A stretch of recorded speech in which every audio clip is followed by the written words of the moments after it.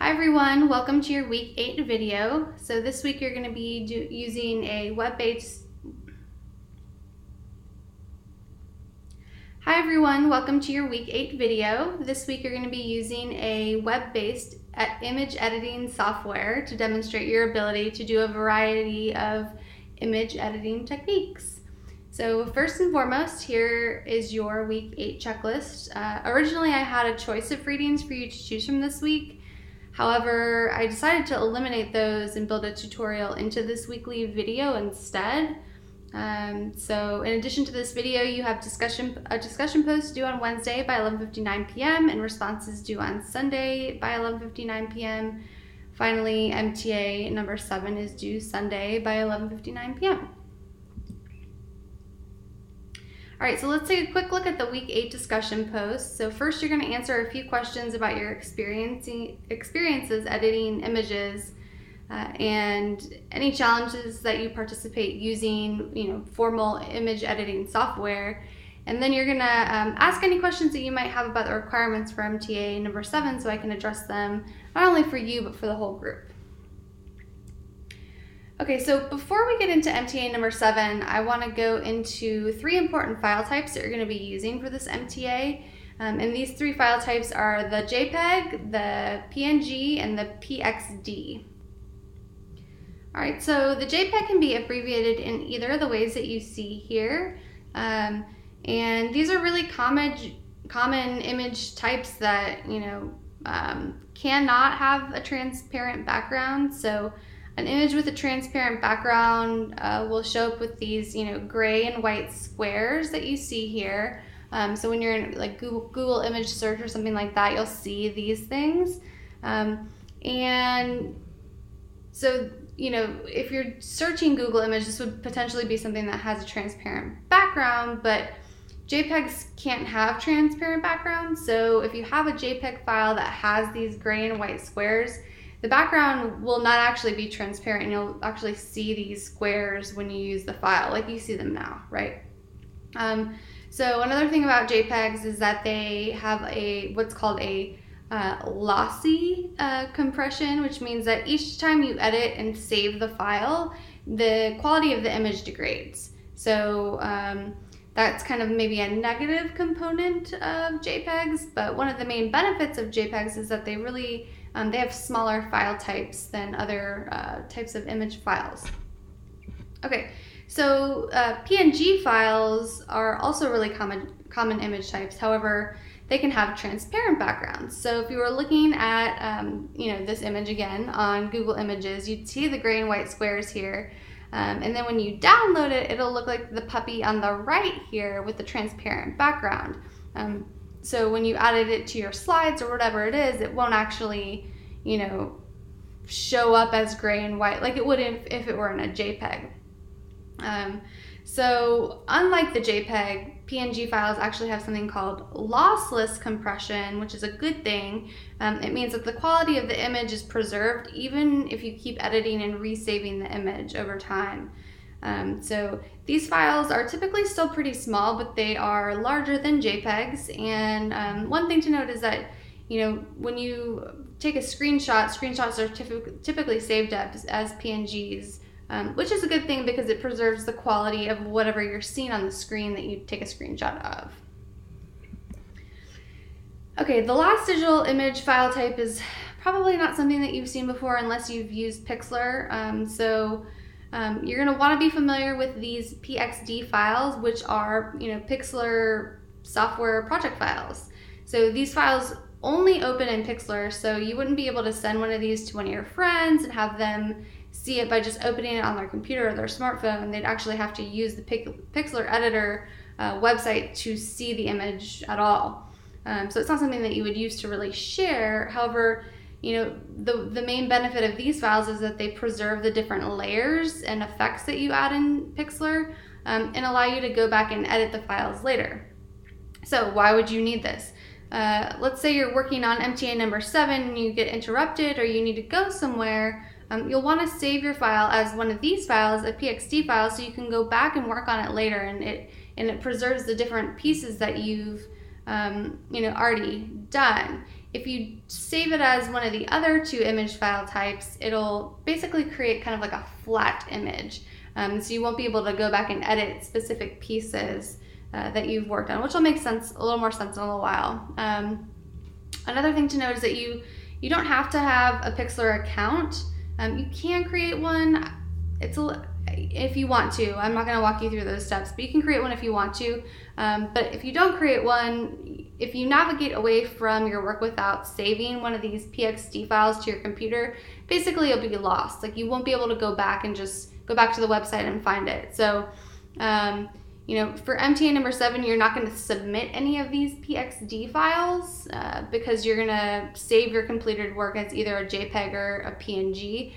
So really this PXD is just for your own personal use when you're working on these assignments. Okay, so let's take a look at MTA number 7, image editing, which is your last MTA. Yay! So as always, MTAs are due on Sundays at 11:59 p.m., which means MTA number 7 is due Sunday, March 10th at 11:59 p.m. Okay, so for MTA 7, you will be using image editing software to edit an image in a few different ways. And at the end of the assignment, you're going to have 3 different image files that you will upload into the Dropbox in Brightspace, and I'll walk you through that at the end. So I'm recommending that you use Pixlr for this assignment, which requires no download. It's a web-based software. I'm also going to go over how to use Pixlr in this weekly video.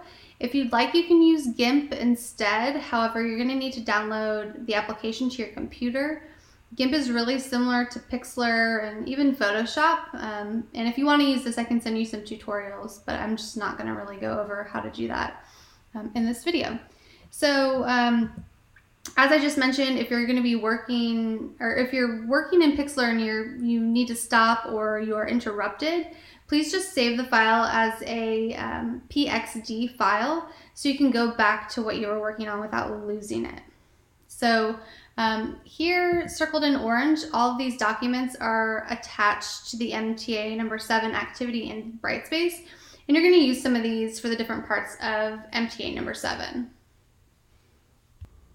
All right, so let's look at part 1, which is basic editing. So for part 1, you're going to open the MTA number 7 part 1 image file in the Pixlr editor, which is the MTA7 underscore part 1.jpg file that you see highlighted here in orange, or circled here in orange.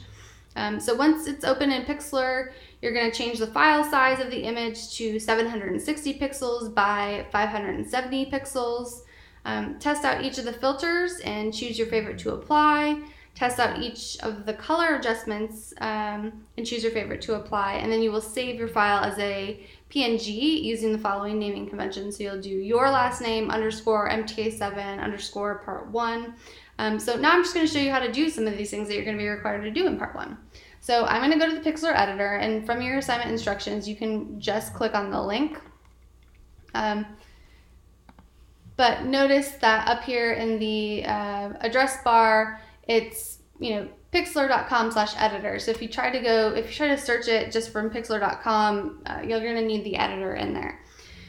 Okay, so the first thing that I'm going to show you is how to open an image from your computer, which you'll need to do, and then I'll walk you through kind of changing the size of your image, testing out some filters and color adjustments, and then how to save it as a PNG file. So if you were doing this, you would click on, you know, open image from your computer, and then you would find wherever you've saved MTA7 part 1, which is, you know, attached to the assignment instructions. I'm not going to show you how to do all of this with this exact picture, just so you can kind of apply what you've learned here using this picture here. So instead of using this one, which is what you'll use, I'm going to go ahead and use part 1 example, which is the example photo that I've gathered for this. So I'm going to go ahead and open it up, and here it is. And the first thing that you're going to want to do is change the image size. So your image needs to be 760 pixels by 570 pixels. This picture is a little different in size than the other one originally is. So what you'll end up doing is, for the width, you'll just, you know, delete what's there. And again, actually, I'm going to cancel out. You're going to go to image size. And I'm going to go ahead and delete this, and you'll just type in 760 here. So as you notice, my height for this is, 603. When you type 760 into the MTA7 Part 1 file that you upload in here, it'll automatically make it 570 pixels because it's proportionate. So even though you see 603 here, know that yours will end up being 570. So I'm going to hit OK. And now it's resized and actually quite a bit smaller, right? So I can actually, zoom in a little bit if I want it bigger by using this little navigator button over here. So the next thing that I'm going to want you to do is just kind of test out some of the filters. So if you click on filter here, you can just kind of start, clicking on some of the filters. So if I click on noise, it'll, kind of make this pixelated looking image, and you can increase that noise. So you can kind of just play around with this here, but my main recommendation is that you always, instead of saving something immediately, hit cancel so you can test the rest of them, because then it'll just go back to the original picture. So then I can go to filter and I can see, okay, what is water swirl? What does this look like? So you can see it kind of starts distorting some of the trees here and some of the images. So I can, change the amount of swirl or the size of it. And so you can kind of start playing around with that. You can check horizontal to change the direction in which it goes. And so just go ahead and play with a bunch of these, different filters just to see what they do. And then, when you've kind of played with all of them, just pick one that you like the most and end up applying it. So we'll just pick one more and go ahead and, let's see, let's just apply this one. So this is the heat map. So I'll try applying it. Okay. So then the next thing that you'll do is you will play with some of the color adjustments. And so it's similar in that you can click on one and then, kind of play around with the different aspects of it. Again, I recommend hitting cancel to go back to whatever your just original filtered one is, and then playing with some other adjustments on there. So this one doesn't necessarily have any, any ways for me to adjust it, so I would need to go to edit, undo to get back to that original one. And you can always hit undo again to go back to the original photo. So what I want you to do is you apply one filter and one color adjustment, and then when you feel like you're done and you're ready to go, you will hit file and then you will save it. And what I want you to do for this one is save it as a PNG file. So you will, that was the wrong one. So you will click, where'd it go? PNG, and then you will just go ahead and save it. So you will save that to your computer.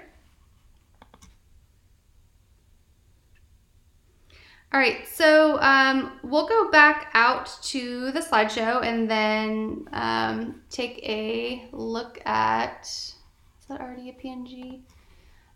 We'll take a look at part 2, which is advanced editing here. So part 2 will allow you to test some of the more sophisticated aspects of image editing, and other image editing software like GIMP and Photoshop function similarly to Pixlr.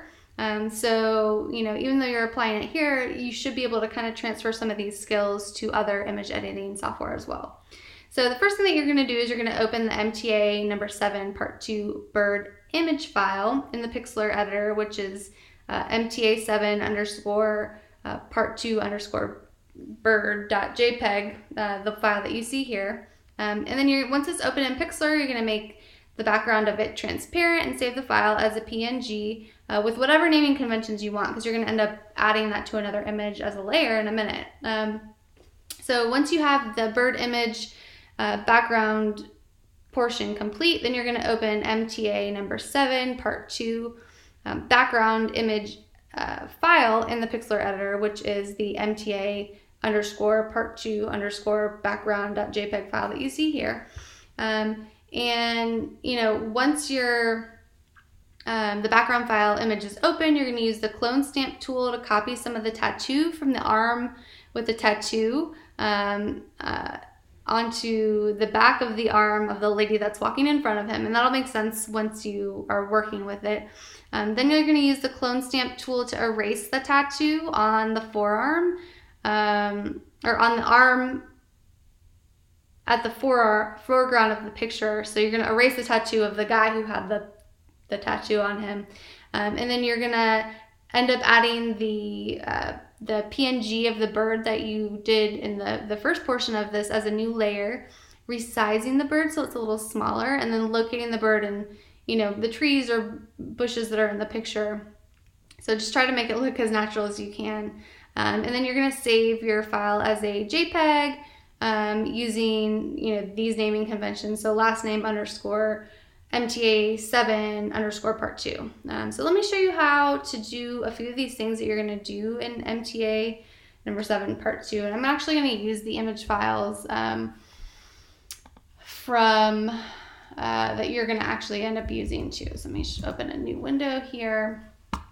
So I think it'll be easier to explain the tattoo portions. So the first thing that you're going to do is you're going to look at, you know, MTA part 2 bird, and basically you'll use what's called the magic wand tool, which is this guy here. So magic wand, and you will, oh, actually, before I even do that, I totally forgot. I have to double click on background over here. So this will unlock the layer so I can actually edit it. So now I have my wand tool, and this is unlocked, and I'm going to go ahead and click on this, and you'll see there's all these little lines and dots around here. Basically that's outlining you know, the actual image on the picture, and if I push delete or backspace on my computer, on my keyboard, it now makes that background transparent. So now you have a picture with a transparent background.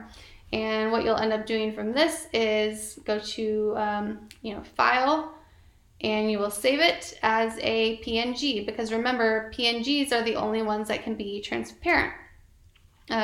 So you want this to be transparent for what you do next. So I'm going to just hit OK. And I'll do MTA7 part 2 bird, and then it'll be the PNG file. So I'm going to hit save, and it's saved. So I'm going to exit out of this, and I'll show you kind of what you do in a minute with the other parts. So do you want to save? No, because I already saved it. All right, so now I'm going to just open up the other image from my computer, which is the background image. So MTA7 part 2 background. So I'm going to click open. And so this is what I was talking about. So there's a guy here with a tattoo, and basically what you're going to end up doing is you're going to transfer this tattoo to her arm, and then get rid of his tattoo so it's not there anymore, and then add in the bird. So lots of things to do here, but let's just, you know, start with the first part. So the first thing that we're going to do is we are going to unlock the background. So we're going to double click on the background over here, and then we are going to use the clone tool, the clone stamp tool. And what you'll need to do to use this, and you can see the mouse here, you're gonna, if you are on a PC or a Chromebook, you'll hold down Control on your keyboard with your finger, and then you will click with your mouse. If you have a Mac, you will use Command and do the same thing. And so basically what I'm going to do here is I'm hitting down Control, which as you can see, it kind of changed a little bit, and then I'm clicking with my mouse, and I'm just kind of, you know, dragging this over the area that I sort of want to copy or clone onto this lady's arm. So now, now that I've kind of copied it, I'm going to just transfer this over here to her arm. And you can kind of see the tattoo is transferring. Now, you might want to locate that in a different place, or, you know, increase the size of it on her arm. So you can kind of do it however you want, or you could even put it over here. You might think that, oh, I don't think I got like a good enough portion of it, or I don't like the portion I got of it because it doesn't really match her skin color. And then in that case, you can just, you know, add a new piece and try again. So you can try to make it look however you want, but basically what you're doing is you're transferring part of this tattoo onto her. So the next thing that you'll do is you'll just use the clone tool one more time to get a piece of the skin that is not tattooed from this guy and add it, you know, cover up his tattoo with it. So what I would do is, again, you're going to use the clone tool so you'll hold down Control or Command, and then you can just click on his skin once here. The cool thing about this then is that when I start covering this up, I can just keep clicking. So I'm not holding it down like I did when I was copying the whole tattoo onto her arm, but I'm just, clicking, and just trying to cover it up. So that way, if, maybe it's getting a little too light over here, I can, copy a new piece, and I can darken up where his skin is to just make it look a little like it blends in a little bit more. Right, so I'm getting rid of his tattoo. Wouldn't it be so nice for some people if you could get rid of tattoos just as easily, right? So, basically you're gonna get rid of his whole tattoo, and I'll let you kind of figure out, how to do that and what yours will end up looking like. Okay, so the final thing really that you're gonna do here is you are going to add in the bird that you made a transparent background for. So basically you'll go to layer and then open image as layer. And then we will find MTA 7 part 2 bird, not the JPEG, right? So we want the PNG file because that's the one that's transparent.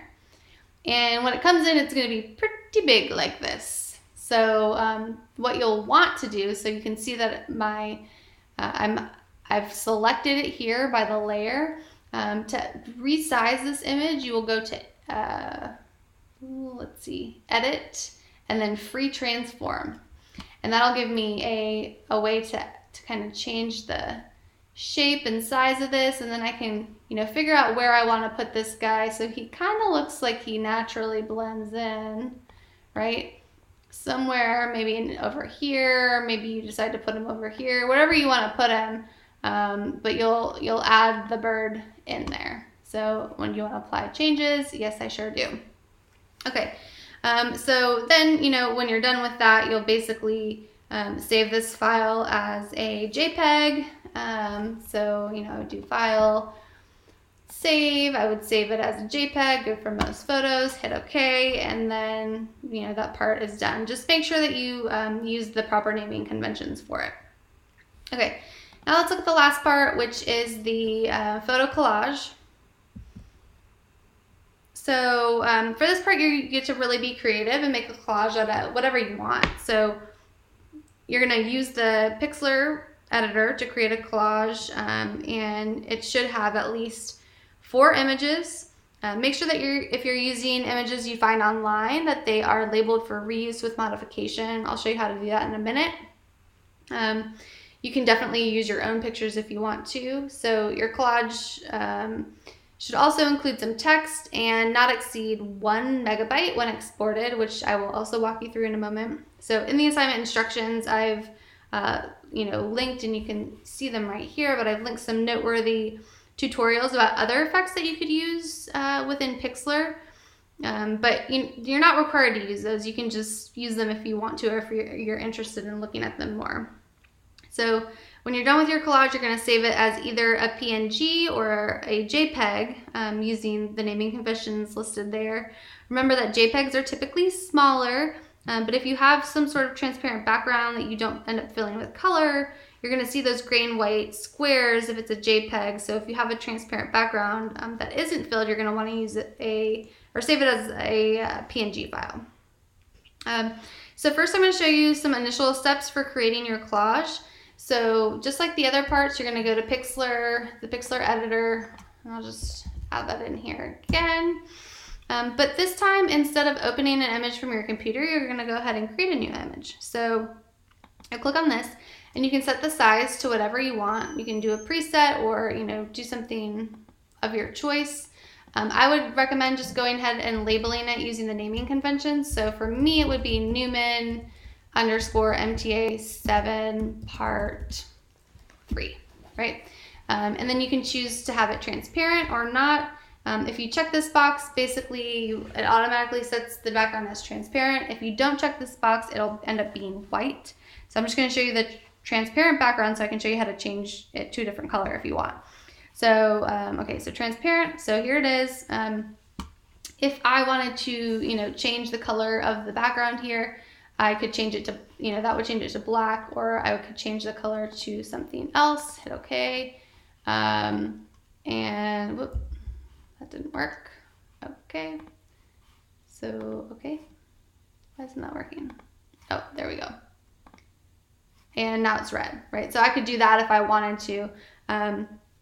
And you don't have to change the background color unless you want to. So basically, once this new file is created, you're just going to end up adding all of your images in as different layers, like you did with the bird in part 2. So basically, again, you would go to, image or layer, open image as layer, and then choose your images, whichever ones you want. And, you can choose whatever they are.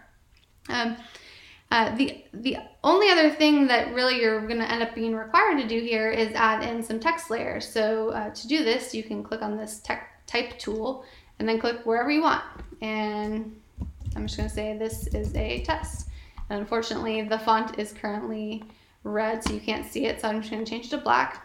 So this is a test, and then I can change it to whatever type of font I want. I can again change the color, whatever. And hit OK. So as you'll notice over here, the text comes in as a new layer as well. So you'll have some text, you'll have your 4 images, and then you can apply whatever additional features or effects that you want. So when you're done, you're going to save it as either a JPEG or a PNG. So let's just talk about image size right now, so you can check the image size when, actually I just noticed this and I didn't notice this before. So if you were to save your file as a JPEG, it looks like it will tell you right here what the size will be. And the same thing with a PNG. So that's one way that you can do it. If you're doing this at the beginning before you've added in any of your images, which wouldn't make sense because you wouldn't have any of your images there, it'll be smaller, but as you build in more images, it'll get larger and larger. So the other way that you use is by basically, checking the actual file on your computer. So if you have a PC, what you'll do is you'll right click on the file, you'll click properties, and then you'll see a screen that looks like this, and you'll, look at the file size, which will be in the area that's circled here. A Mac is very similar. Instead of clicking, after you right click on the file, you will click get info instead of properties. You'll see this type of screen, and it'll show you the, the file size. So for those of you who are not super familiar with file sizes, there are 1,000 kilobytes in a megabyte, and your file can be no longer than 1 megabyte. So this file is, pretty small. So just make sure that it is no larger than 1 megabyte or 1 MB. Okay, and so then if you're on a Chromebook, basically you're going to do it a little bit differently, because you're going to have to go to your download folders. You're going to, find the image that you're looking for, and then you'll check the file size that's just listed right there. Okay, so real quickly, I just want to walk you through how to find images rather than use your own to create a collage. So we're going to look at the Google Advanced Image Search here. So basically you can just go to google.com/images, and I'm just going to find puppy. Everybody likes puppies, right? So if I'm here, the next thing that I want to do after I search for images, before I even start looking at all these cute, adorable puppies, is I will go to Tools and click on Usage Rights, and then I will check the label for reuse with modification, because this means that these images have been labeled in a way that I'm allowed to reuse them and modify them, right? And so then you can use any of these images when you are creating your collage. So that's kind of it. So when you're done with all 3 parts of MTA number 7, you're gonna submit the 3 image files into the Brightspace Dropbox. So they'll be named using the conventions that I'm about to go through. So part 1, basic editing, will be a PNG file, and it'll be named using these naming conventions that are listed here. So last name _ MTA7 _ part 1. Then part 2, advanced editing, will be a JPEG file, and it'll be named using these conventions. So last name _ MTA7 _ part 2. And then finally, part 3 will be a photo collage, and it's either going to be a PNG or a JPEG file that's no larger than 1 megabyte. And you're going to use these naming conventions. So last name _ MTA7 _ part 3. There is yet one other way that you can actually check the file size just to make sure for part 3. So when you upload it actually into Brightspace, it'll tell you the size of it here. So if that is 1 megabyte or larger, you're going to want to fix it and redo it. So there's lots of checks and balances with file size here. Okay, so just a few things left to do this week. Your week 8 discussion board post is due Wednesday by 11:59 p.m. Discussion board responses are due Sunday by 11:59 p.m. And MTA number 7, your last MTA, is due Sunday by 11:59 p.m. So if you have any questions or need any assistance, please feel free to get in touch with me. I think that's all for now. Happy working this week, and let me know if you need anything.